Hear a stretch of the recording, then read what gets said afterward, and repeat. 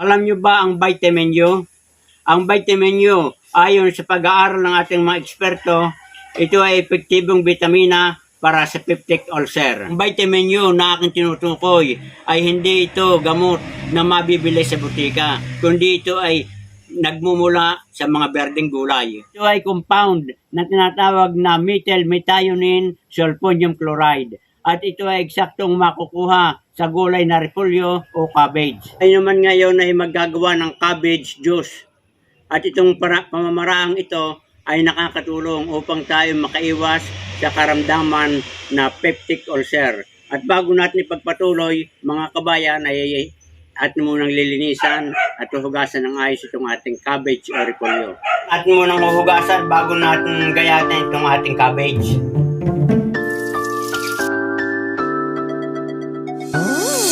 Kaya ating sisimula na ang paghiwa o paggayat dito sa ating cabbage o repolyo.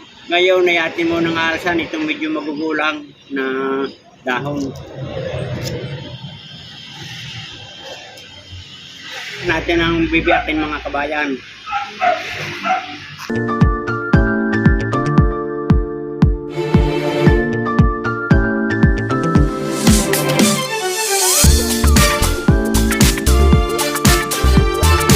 Mga kabayan, tayo ay magsisimula na ng paggagawa natin ng cabbage juice at atin ang ilalagay itong ating hiniwa-hiwa na cabbage dito sa ating juicer extractor.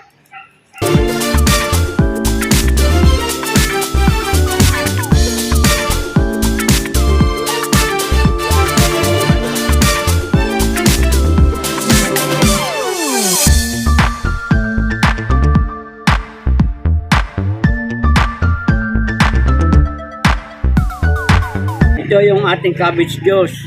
Kung kayo, mga kabayan, ay mayroong peptic ulcer, ang pag-inom nito ay 4 hanggang 5 beses maghapon.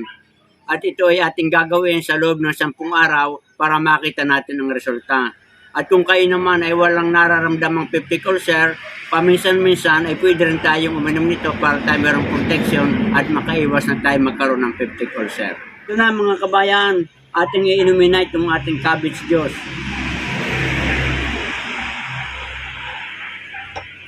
At alam nyo mga kabayan, ang kanyang lasa ay matamis-tamis na parang masarap-sarap. At ito ay kayang-kayang inumin ng kahit na sino, kahit bata. Hanggang dito lang mga kabayan, at sana ay may natutunan kayo sa binahagi ko ng paggawa ng cabbage juice. Good luck and good health, at sana ay huwag niyong kalilimutan, paki-share, follow, like, and subscribe. Magandang araw kabayan!